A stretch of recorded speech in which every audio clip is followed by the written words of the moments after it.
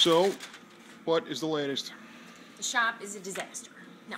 Actually, when we are in assembly mode, crap goes everywhere. And we are in assembly mode of the 65 Chevelle, and we'll give a whole lot more detailed videos to come, but Kevin has to find time to edit them.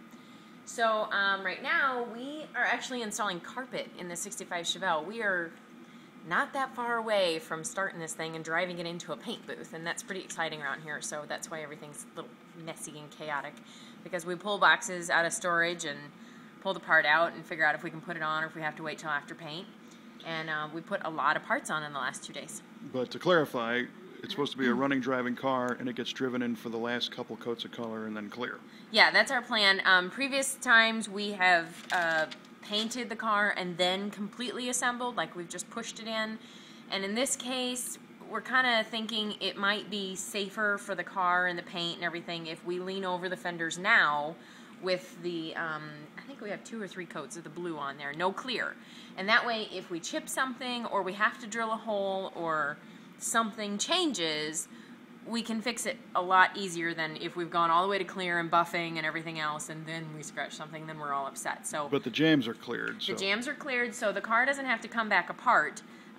We just have to mask it a little differently so that, you know, we kind of get what they call a little blow-in of some of the areas so that we don't have major tape lines. And we'll show you all that, how the painters mask it all for that kind of stuff later. Right. And this is one of those Repro floor shifters from OPGI. Yeah, that's going to go in the 65 Chevelle, and I think previously the 65 Chevelle was a column shift, so we're converting it to a floor shift. Well, yeah, we actually changed the body, and the this current body has floor shift mounts. Right, and we have an I Did It steering column, so there is no shifter in the column, so we're going to put it on the floor. Well, let's go look. Okay. Nick, can we see the floor where the shifter goes? No, we can't see anything because it's very dark. Try that. I can't see what I'm doing there. There we go. All right. Look, a hole. That's where it mounts. Yeah.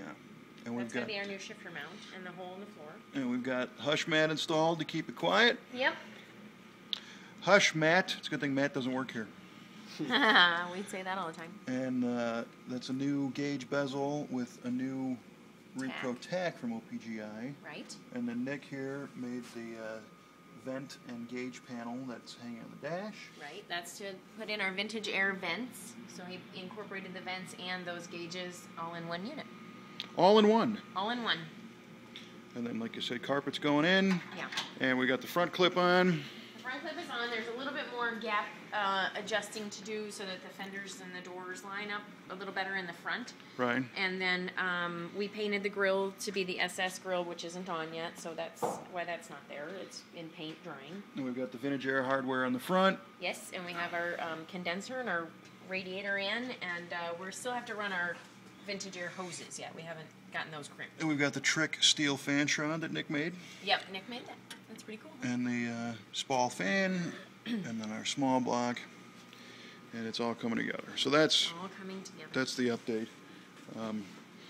Much more to come on this car, but we thought we'd show you some of the recent progress. Because progress is fantastic. Good, yes.